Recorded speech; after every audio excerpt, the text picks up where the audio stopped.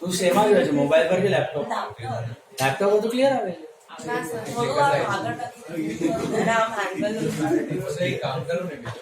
मारो तो क्लियर आ गया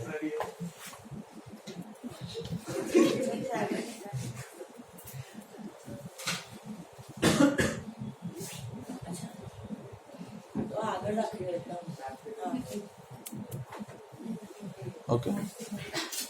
So now keep it over here so it is straight. Where? On this desk.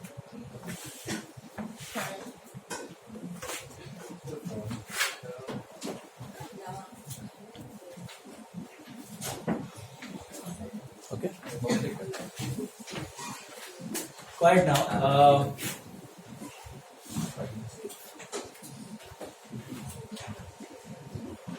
Hello. See what all adjustments we have done till now. सबसे पहला था closing stock, right? What are the two effects of closing stock?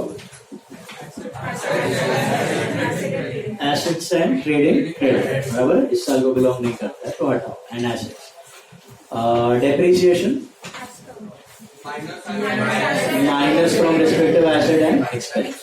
Appreciation add to respective asset and income. बराबर P&L credit, that is income. P&L credit. Then we saw outstanding expenses. What are you supposed to do? Add to respective expense and liability. पैसा देना. Prepaid expense. एक assets और एक subtract from respective expense. ज्यादा पे कर. Outstanding मतलब 10 का 12 तो ऐड करना है. प्रीपेड मतलब 14 का 12 मतलब माइनस करना है. ज्यादा पे कर दिया ना तो माइनस करके करंट ईयर का एक्सपेंस बता दो. प्रीपेड को हटा के किधर डाल दो? एसेट्स में. Prepaid will be assets, outstanding will be liabilities. Is that clear? Then we saw FBD and NRDD. Remember? FBD. What is FBD? For the bad debts, unrecorded bad debts. What are the two effects of unrecorded bad debts? Minus from debtors and P&L debit. P&L debit bad debts में add. And NRDD. वो भी minus from debtors. Actually it's a liability, but presentation के लिए minus from debtors and P&L debit add to the expense. FBD को add कर दो, expense बढ़ा दो ये साल का, right? What is NRDD? You remember NRDD क्या होता है? New reserve for doubtful debts. Next year अपने को लगता है bad debt होंगे तो अभी से लॉस करके रिजर्व में डाल दे. और यही NRDD नेक्स्ट ईयर क्या बन जाएगा? ORDD. और ORDD दिखेगा आपको ट्रायल बैलेंस ऊपर दिखेगा ट्रायल बैलेंस. वो क्या करोगे? ORDD अगर सम में दिख रहा है तो माइनस करोगे फॉर्मूला में से minus 2BD plus FBD plus NRDD minus ORDD. और हमने देखा था goods withdrawn for personal use. Goods withdrawn for personal use. What are the two effects of goods withdrawn for personal use? एक तो drawings है तो कैपिटल में से माइनस. दूसरा है ट्रेडिंग क्रेडिट. परचेज में से माइनस करने की जगह trading. Things are one and the goods withdrawn for personal. Purchase से हटाओ क्योंकि ये गुड्स आपने सेल नहीं किए. परचेज में वही परचेज दिखना चाहिए जो आप सेल करते हो. जो बेचा वही परचेज में दिखना चाहिए. जो नहीं बेचा वो वहां से निकल जाना चाहिए. तो घर पे लेके गए तो वो भी परचेज से निकाल दो. लॉस हो गए तो वो भी निकाल दो. सैंपल में दिए वो भी निकाल दो. तो सब आगे करेंगे. तो गुड्स विड्रॉन मतलब परचेज से निकालना है बट माइनस करने की जगह credit side. By goods withdrawn for personal. यहां तक हमने देखा था. आज हम लोग कुछ नए एडजस्टमेंट लर्न करते हैं. मुझे बताओ आपको समय दिया है कि आपने सेल्स किए हैं, गुड्स बेचे हैं 5,000 रुपए के, सेल्स किए और आप रिकॉर्ड करना भूल गए. अनरिकॉर्डेड सेल्स उसको बोलते हैं अनरिकॉर्डेड सेल्स. तो पहली चीज याद रखना, this is for 11th standard 12th standard final accounts, degree college, any final account you are doing and you find unrecorded sales. तो पहले तो अज्यूम करने का कि वो सेल्स क्रेडिट पे हो रहा है. कैसे हो रहा है? हमेशा यही अज्यूम करें, it is happening on credit. और बिजनेस में ऐसे ही होता है. 90-95% of the mall is on credit.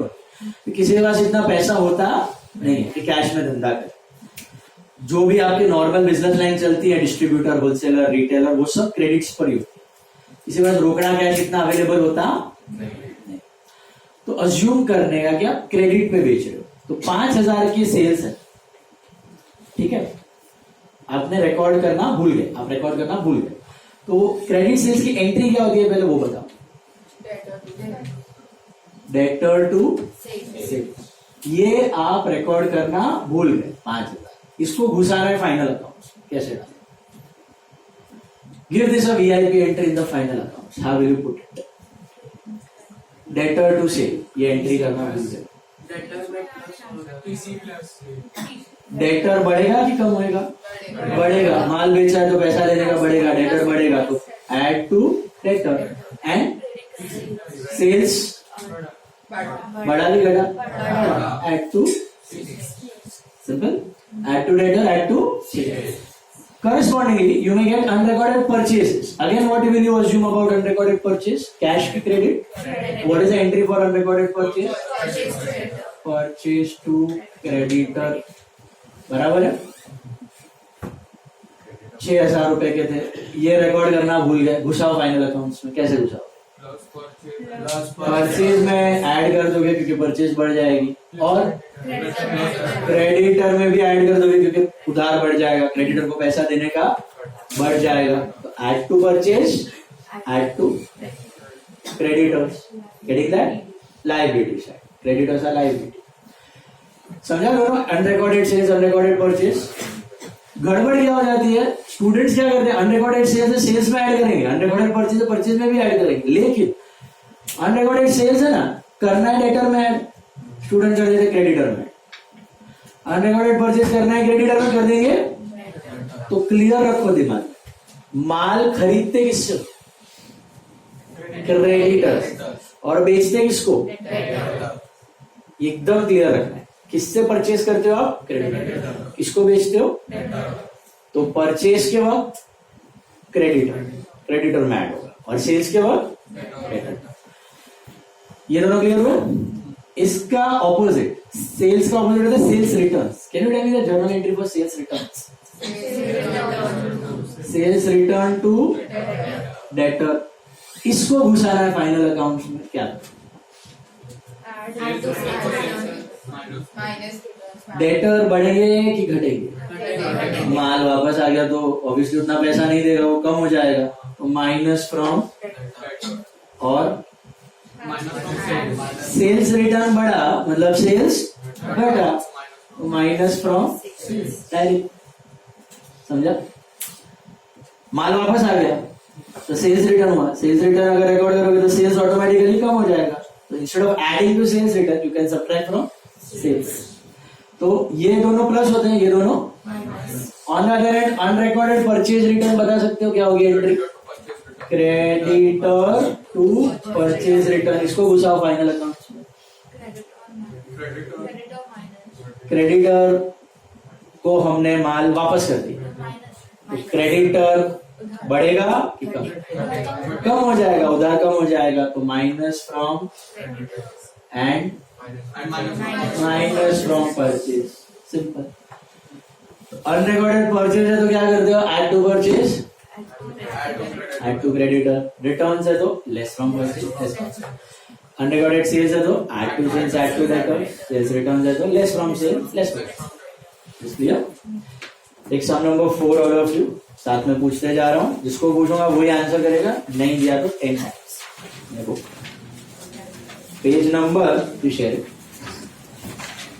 Some number 4 page 116, ध्यान से देखो। From the following trial balance and additional information as on 31st March 2007, you are required to prepare trading P&L account for the year ended 31st March and balance sheet as on that date for Miss Piyusha. मिला? Bills receivable, तलाक, perfect. Bills receivable is asset. Next one,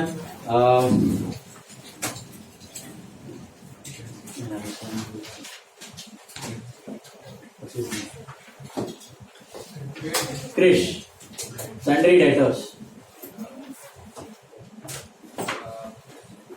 Assets. Sundry debtors are assets. पैसा लेना बाकी है. बाजू वाले ने prompt किया ना. अब करेगा तो तेरे को 8 बार दूंगा दिखा. Drawings. प्रियांश. कैपिटल में से माइनस. परफेक्ट. सैलरीज वेदांत. P&L debit. Idant. Wages. Trading debit. Comic purchases. और heart attack. Okay.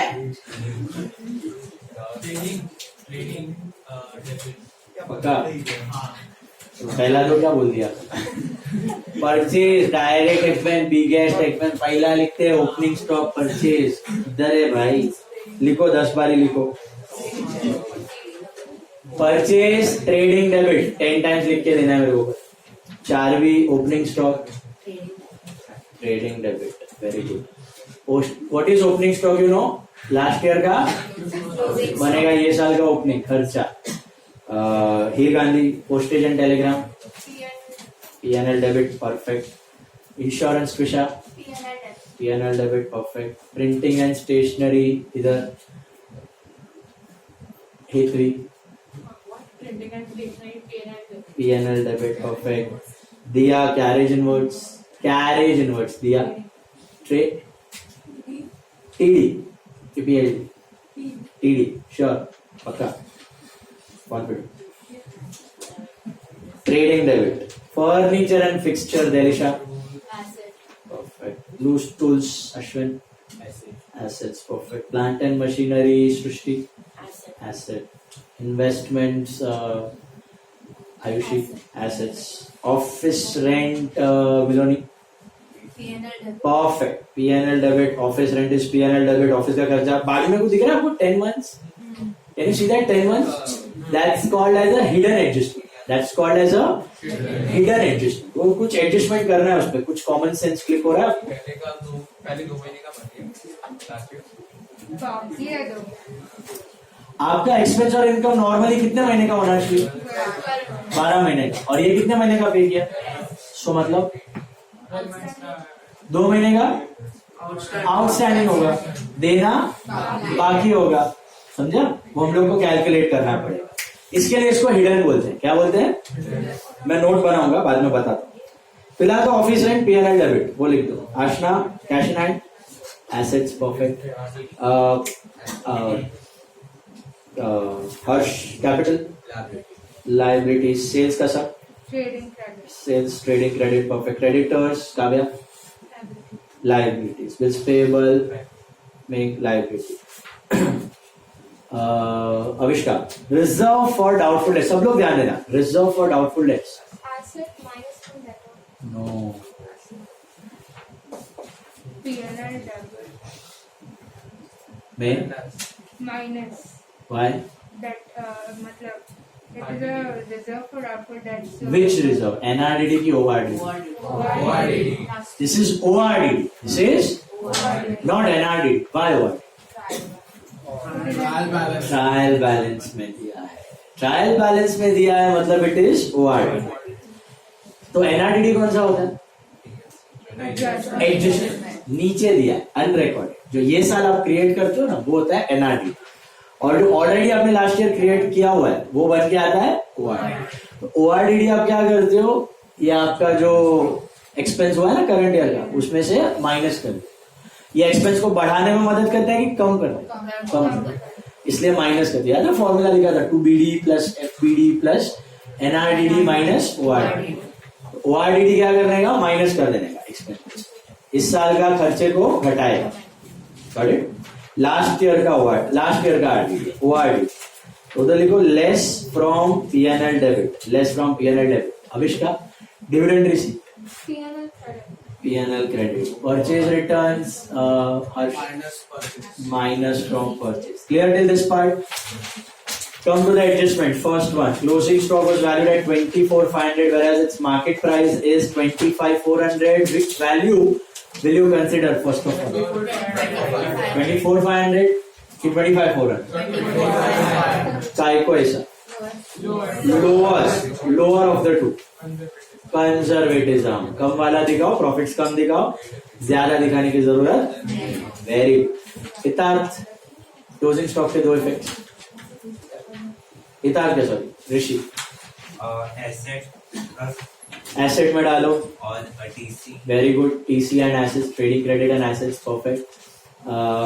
Meet, depreciate plant and machinery by 10%. Minus from asset and P&L. Perfect. Minus from asset and P&L debit. और आगे दिया है loose tools revalued. You only tell me, Meet. Loose tools revalued at 6650. Is 6650 depreciation? Depreciated value. What is the value of loose tools ऊपर trial balance? 7,000 के थे, अब कितने के हो गए? 6650 डेप्रिशिएट कर दूं? Depreciated value. तो व्हाट इज डेप्रिसिएशन? 350। तो आपको ढूंढना है डेप्रिसिएशन, समझा? तो दो इफेक्ट देने का depreciation. What is the amount of depre? 350। Got it? Less from tools and P&L debit how much? 350। Less from tools and P&L debit 350। All of you got that? दोनों में से एक देंगे, या तो डेप्रिसिएशन देंगे या डेप्रिशिएटेड वैल्यू देंगे, रीवैल्यू। Got it? कंफर्टेबल यहां तक सब लोग? देन थर्ड वाला मैं आपको बताता हूं क्या करना है। फोर्थ वाला मुझे बताओ, tell me, create reserve for doubtful debts at 5% on debtors. Kushagra, what is this? Create reserve for doubtful debts at 5% on debtors.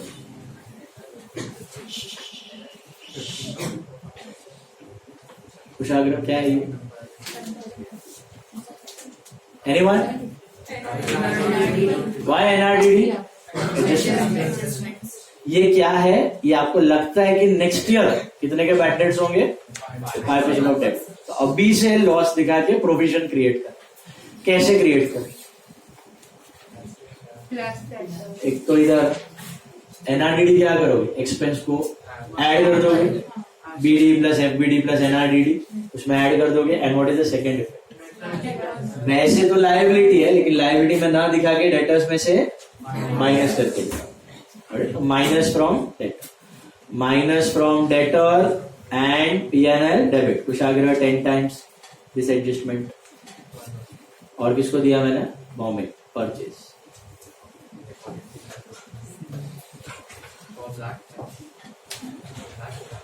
Unrecorded sales are 5,000 rupees. Unrecorded sales are 5,000. Prahlad, tell me the two effects of unrecorded sales. Unrecorded sales का normal sales का debtor to sales होता है ना, हाँ। तो फिर अगर unrecorded sales है तो फिर हम लोग इसको डेटर में ऐड करेंगे, देन सेल्स में ऐड करेंगे। Perfect. Debtors में add and sales में add. Perfect. All of you got that? Unrecorded sales मतलब सेल्स नहीं है, खाली घुसाना बाकी है, एंट्री करनी बाकी है, डायरेक्टली फाइनल अकाउंट्स में डाल दिया। Add to sales, add to debtors. Sorted? Next, Priyansh, tell me unrecorded purchase.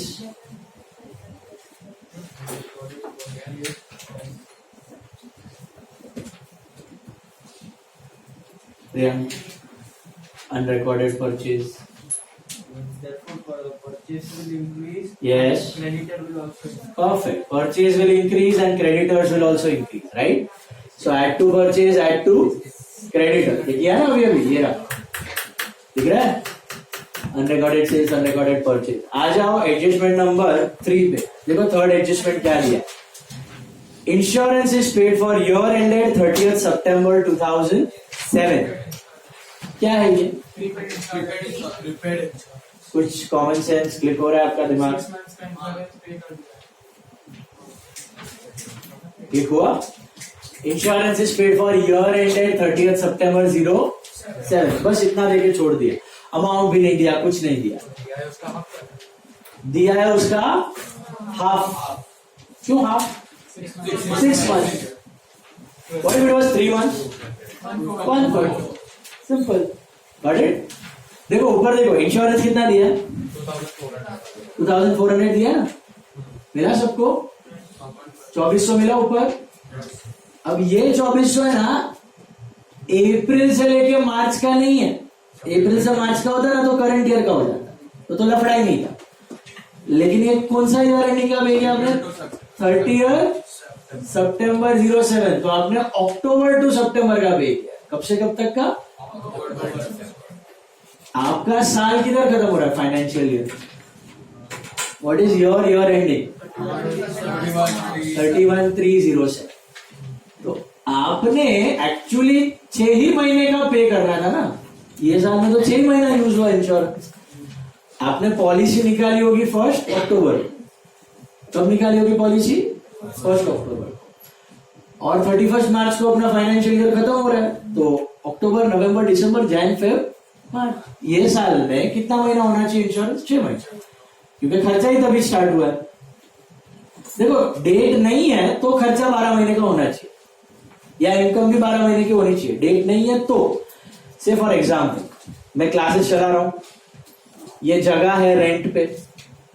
अगर मैंने अप्रैल में रेंट पे जगह ली है और मार्च में फाइनल अकाउंट्स बना रहा हूं, तो पूरे 12 महीने का रेंट ले लूंगा, है ना, खर्चे में। लेकिन अगर मैंने ये जगह 1 अक्टूबर को ली है, कब ली है? 1 अक्टूबर को, और 31 मार्च को मैं फाइनल अकाउंट्स बना रहा हूं, तो क्या मैंने जगह 12 महीना यूज किया? तो क्या 12 महीने का रेंट दिखाना चाहिए मुझे? कितने महीने का दिखाना चाहिए? 6 महीने का। अक्टूबर, नवंबर, दिसंबर, जनवरी, मार्च। Same thing for insurance. आपने पॉलिसी लिया 1 अक्टूबर को और साल खत्म हो रहा है 31 मार्च को, तो एक्चुअली 6 ही महीने का होना चाहिए इंश्योरेंस। लेकिन आपके पापा के पास तो बहुत पैसा है, आपने 12 महीने का पे कर दिया इंश्योरेंस। दिया हुआ है उधर, क्या दिया वहां पे? Insurance is paid for year ended 30th September 07। तो आपने ईयर एंड पूरे 12 महीने का कितना पे किया है? 2400। तो 6 महीने का कितना होगा? और बाकी 6 महीने का भी। तो आपने ज्यादा पे किया कि कम पे किया? ज्यादा करना था 6 महीने का, कर दिया 12 महीने का। कितना एक्स्ट्रा पे किया? 1200 रुपया। समझ आई बात? So what is that 1200? Outstanding और प्रीपेड। तो इसका एक वर्किंग नोट बनाओ। ये वर्किंग नोट बहुत सिंपल है, ऐसा ही दिखेगा। Working note number 1 balance sheet के नीचे बनाना। लिख दो वहां पे insurance 2400। Insurance 2400, this is for 12 months. Insurance 2400, this is for 12 months. Actually, you were supposed to pay for 12 months or 6 months? 6 months. Actually, you were supposed to pay for 6 months. तो 12 महीने का अगर 2400 है, तो 6 months का कितना? 12 महीने का अगर 2400 है, तो 6 months का 1200। 6 months का that would be 1200। इसको क्या बोलेंगे हम लोग? ये 1200 को prepaid. This is prepaid. Prepaid insurance. Got it? This is prepaid insurance. Got it? All of you? क्यों ऐसा किया? क्योंकि